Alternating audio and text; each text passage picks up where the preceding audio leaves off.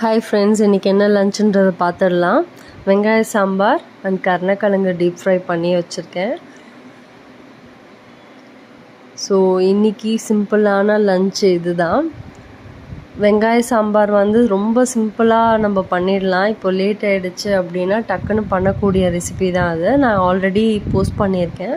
எப்படி பண்ணியிருக்கேன்றது நீங்களே அந்த லிங்க்கில் போய் பாருங்கள். ஸோ ஸ்நாக்ஸ்க்கு பார்த்திங்கன்னா இந்த மாதிரி சோளம் தான் வேக வச்சுருக்கேன். ஸ்வீட் கார்ன் சில நேரத்தில் அப்படியே சாப்பிடுவாங்க பசங்க, சில நேரத்தில் ஸ்பைசி வேணும்னு கேட்பாங்க. ஸ்பைசி வேணும்னு கேட்கும் போது நானே சும்மா அந்த உப்பு, மிளகாத்தூள், இந்த பெப்பர்லாம் போட்டு நானே கலரி கொடுத்துருவேன். அது எப்படி பண்ணுறேன்றதை பாருங்கள். பட்டர் இருந்தால் பட்டர் கூட ஆட் பண்ணலாம், இன்னும் க்ரீமியாக டேஸ்டியாக இருக்கும்.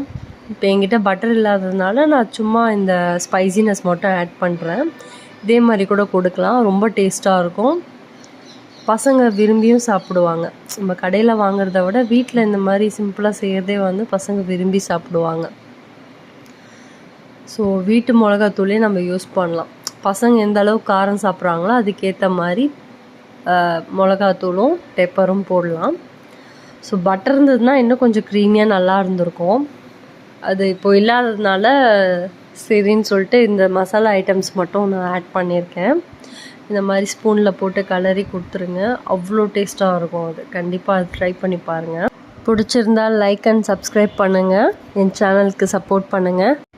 கஞ்சி தண்ணியை கீழே ஊற்றிடாமல் இந்த மாதிரி பசங்களுக்கு இல்லை நம்ம கூட இந்த மாதிரி குடிக்கலாம். தாய்ப்பால் ஈக்குவலுக்கு இதில் இருக்குதுன்னு சொல்லி அந்த காலத்துலேயே பெரியவங்க சொல்லுவாங்க. ஸோ பாருங்கள், பசங்க எந்த அளவுக்கு விரும்பி குடிக்கிறாங்க. டேஸ்ட்டாக தான் இருக்கும். நான் சாப்பாடில் கொஞ்சம் உப்பு போட்டு வடிக்கிறனால அந்த டேஸ்ட் இருக்கும். உங்களுக்கு நீங்கள் சாப்பாட்டில் உப்பு போடுற பழக்கம் இல்லைன்னா நீங்கள் உப்பு போட்டு இந்த மாதிரி குடிச்சிக்கலாம். தேங்க்யூ.